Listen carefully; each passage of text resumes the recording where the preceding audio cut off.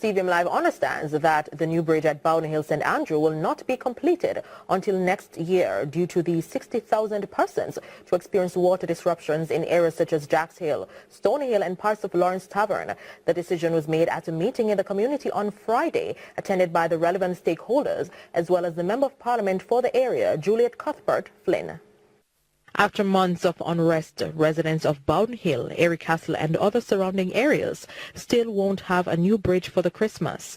That's according to the Member of Parliament for St. Andrew West Rural, Juliet Cuthbert Flynn. They're going to start assembling the bridge on Monday. The bridge is going to take approximately 2 weeks to be assembled. That is going to take us to December 15th, thereabouts. There's 60,000 people that will be affected.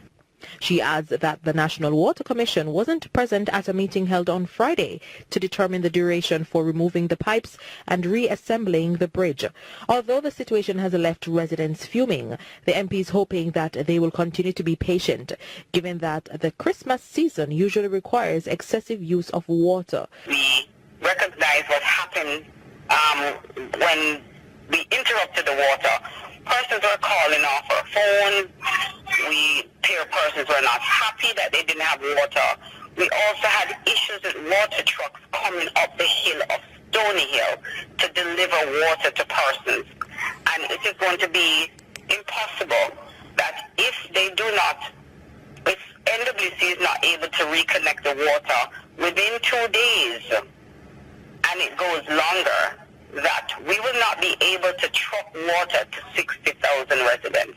At the same time, she says the National Works Agency, NWA, has committed to fixing the alternative route to Bowden Hill, recently devastated by heavy rainfall. NWA made a pledge that they will, find the funds somewhat to reinstate the old road that takes residents to Bowden Hill and also to Strawn Castle, where there's a big business there. Lots of weddings are kept there. And so persons can actually drive, that is drivable at least. And so that persons can drive home going back and forth. Residents can also look forward to better street lights along their commute. Juliet Cuthbert Flynn says she will be on site Monday morning to ensure the work begins.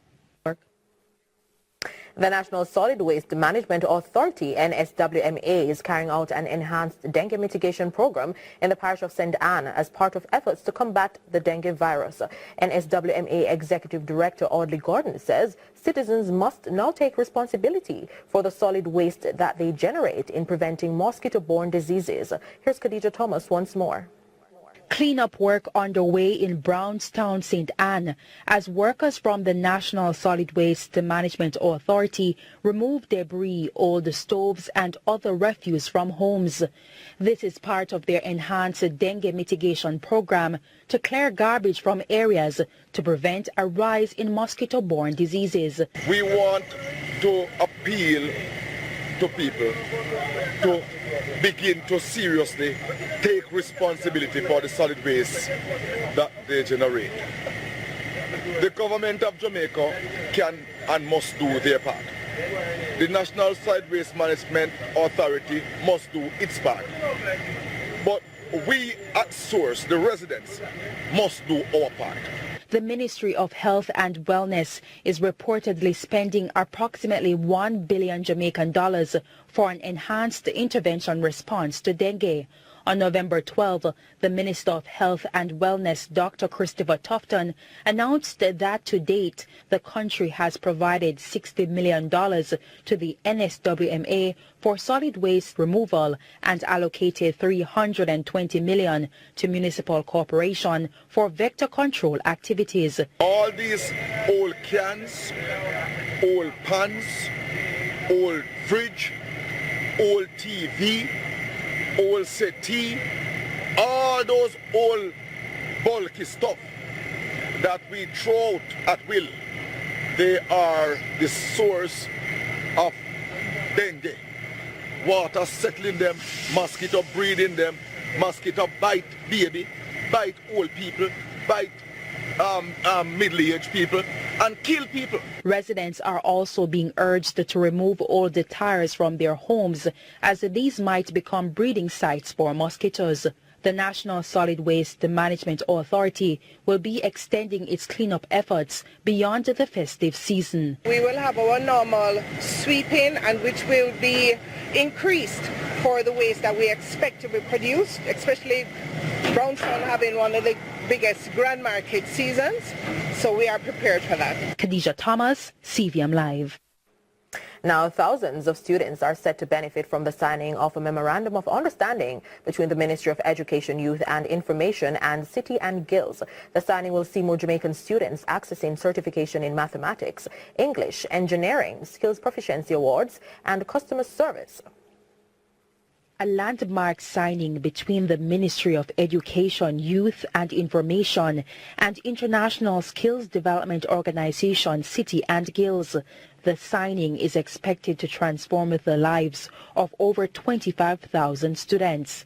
While the CSEC has its place in terms of a somewhat academic qualification that is used to advance our students into universities who are doing academic programs, the City and Guilds qualification is competency-based and is directly aligned to workplace needs.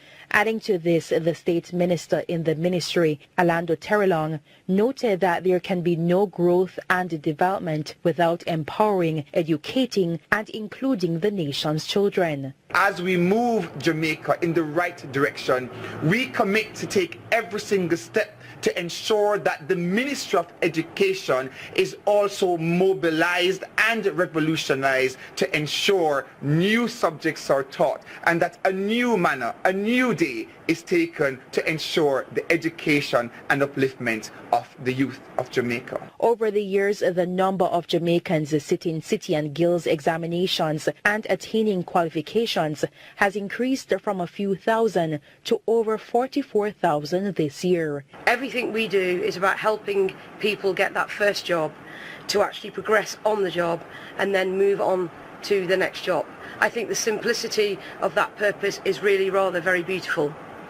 And as a group, as City and Guilds Group, we are a charity, and so we reinvest all our money back into education and skills and a variety of projects all over the world.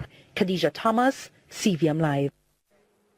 We're taking a quick break here on CVM Live. Next, we have news from overseas.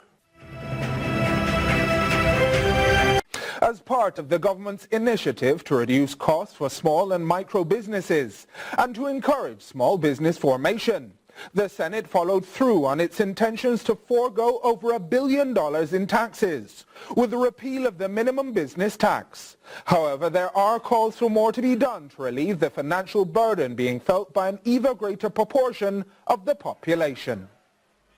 As part of the suite of legislation that will see the government forego over $14 billion in taxes, the Minimum Business Tax Repeal Act that would see businesses no longer have to fork out $60,000 per annum, regardless of whether or not the company is inactive or dormant, was passed in the Senate. Small and medium business enterprises have always been a part of the backbone of societies, and they are a big part of this administration's thrust for economic growth and prosperity.